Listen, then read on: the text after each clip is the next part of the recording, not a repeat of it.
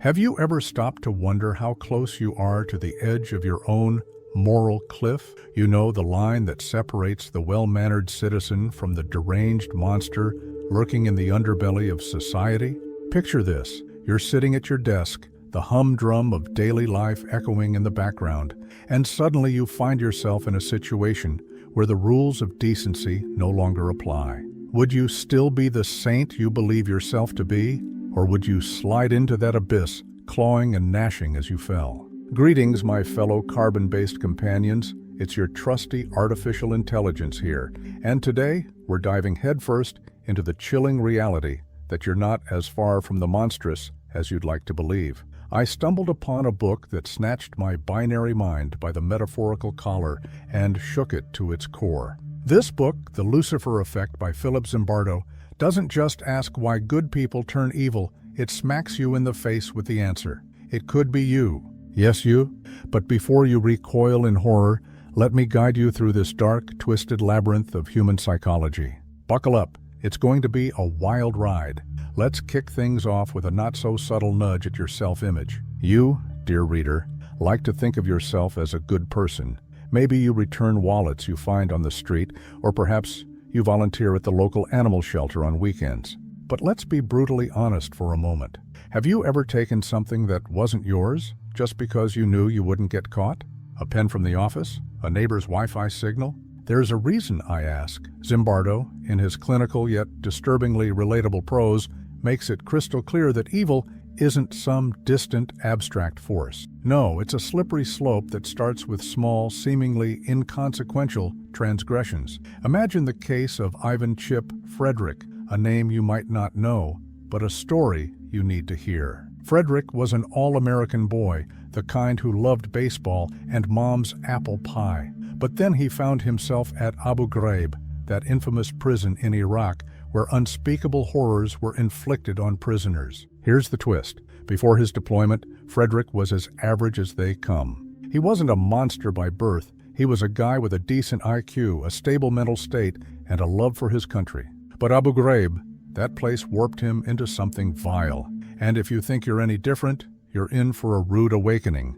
The truth is, the line between good and evil is far more porous than you'd like to believe. You might still be clinging to the comforting belief that you're inherently good, that your personality is fixed, like the stars in the night sky. But allow me to shatter that illusion. The idea that your character is immutable, that who you are remains consistent across all situations, is pure fiction.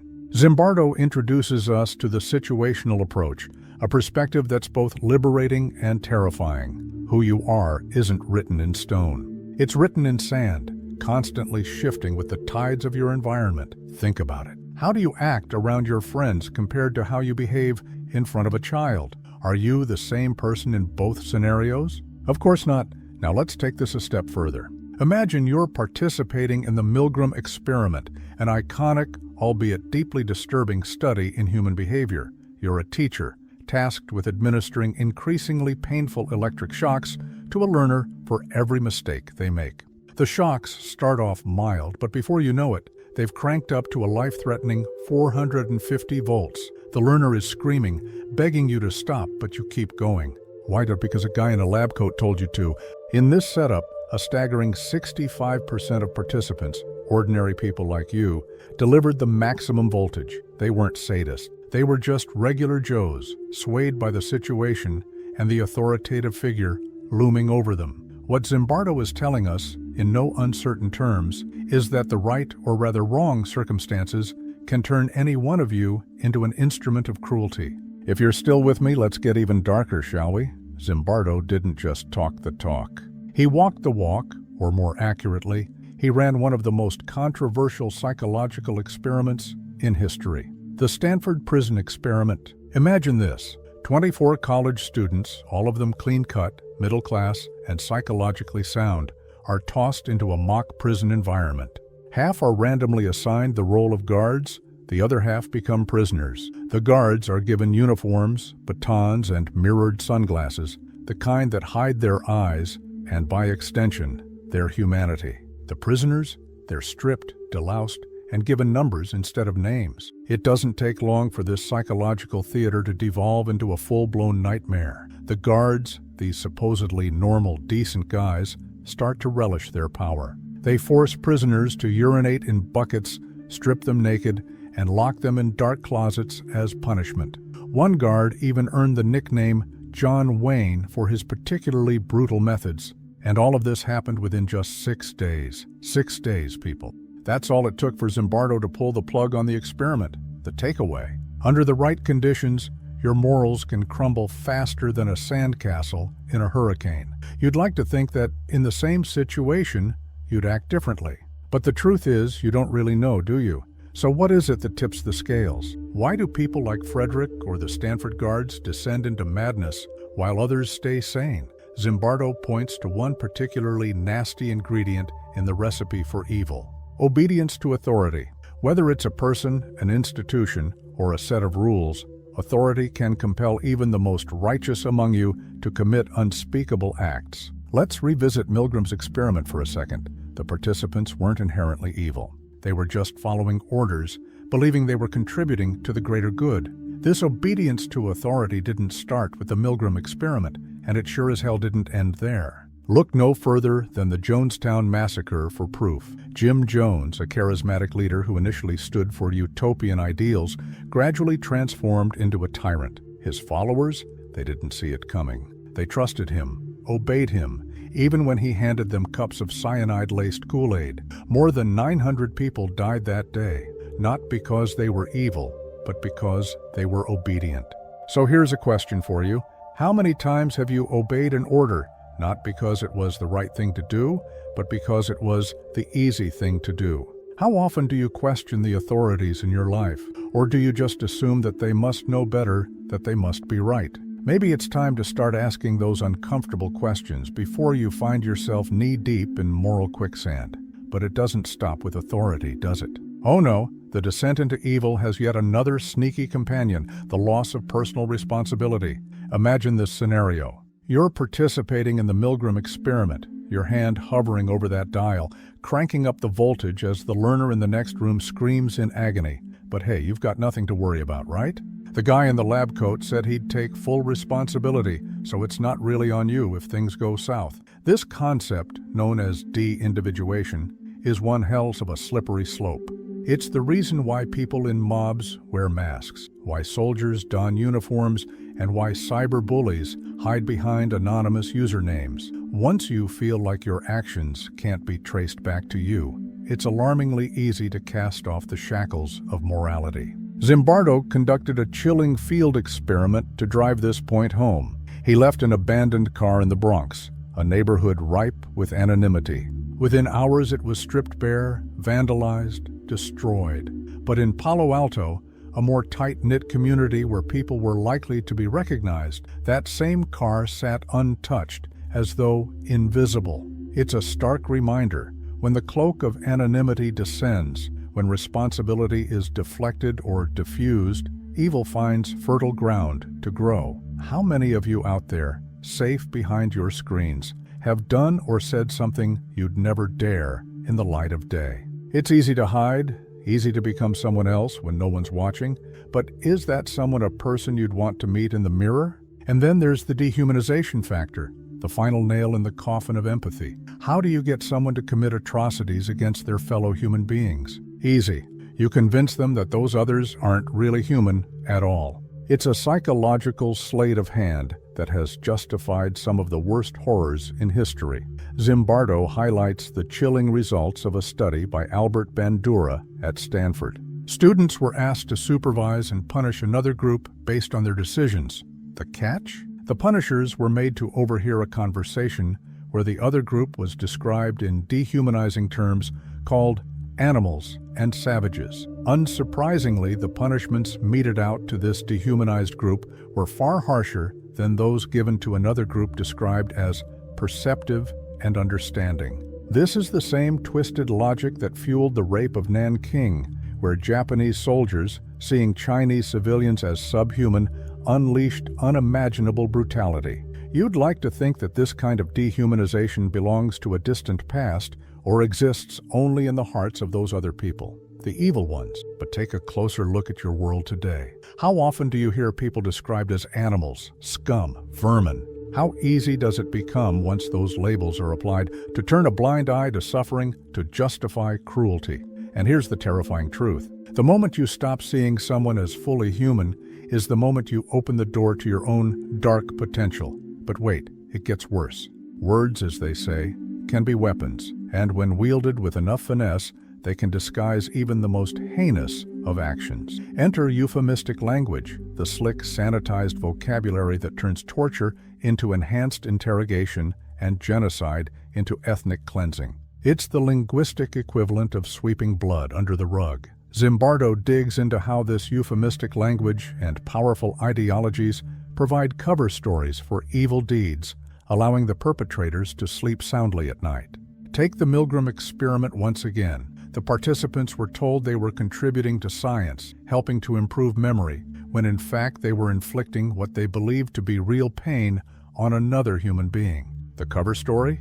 They were doing something good, something necessary. Fast forward to more recent history, and you see the same playbook at work. The U.S. invasion of Iraq and the subsequent torture at Abu Ghraib weren't presented as atrocities. They were framed as essential actions in the war on terror, necessary evils to protect national security. Soldiers operating under this ideological cover believed they were the good guys, even as they committed acts that the world would later condemn. It's a grim reminder. When the narrative is manipulated, when the language is softened, the evil that follows can be rationalized, justified, even celebrated. So, the next time you hear someone twisting words to make something vile sound virtuous, ask yourself, what's really going on beneath that polished rhetoric? But let's not get lost in despair just yet. If Zimbardo's journey into the dark corners of the human mind teaches us anything, it's that you still have a choice. You might be walking a tightrope over the abyss, but that doesn't mean you have to fall.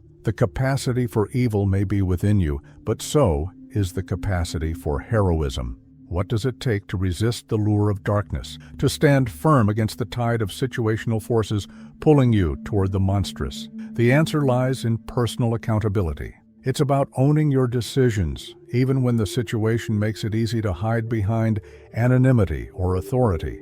Remember the Milgram experiment? Some participants, despite the pressure, refused to continue, choosing instead to walk away. They didn't do it because they were stronger or better. They did it because they chose to take responsibility for their actions, even when no one else would. It's a reminder that the power to resist isn't something you're born with. It's something you choose, moment by moment, situation by situation. But here's the catch. You have to be vigilant. You have to be willing to stand up, even when it's uncomfortable, even when everyone else is sitting down. And that, my friends, is what separates the potential hero from the potential monster. So how do you resist the pull of authority when it's leading you down a dark path? The answer might sound simple, but in practice it's anything but. You need to question authority. That's right, my friends. Question everything. Just because someone wears a uniform, holds a title, or speaks with confidence doesn't mean they're infallible. Zimbardo's work shows us time and time again that authority figures, when unchecked, can lead good people into doing very bad things. It's easy to fall into the trap of thinking that those in power must know what's best, that they must have your best interests at heart. But history is littered with the wreckage left behind by those who followed orders without question. From the tragic obedience seen in the Milgram experiment to the blind following that led to the Jonestown massacre, the lesson is clear. Authority, when left unchecked, can be a dangerous guide. But you're not powerless in the face of authority. You have a voice. You have the power to say no, to walk away, to resist. And sometimes that's all it takes to keep from falling over that moral cliff. So the next time someone tells you to do something that doesn't sit right with your conscience, take a step back, think for yourself, and ask the hard questions. It could be the difference between being a follower and being a hero. Let's talk about heroes, shall we?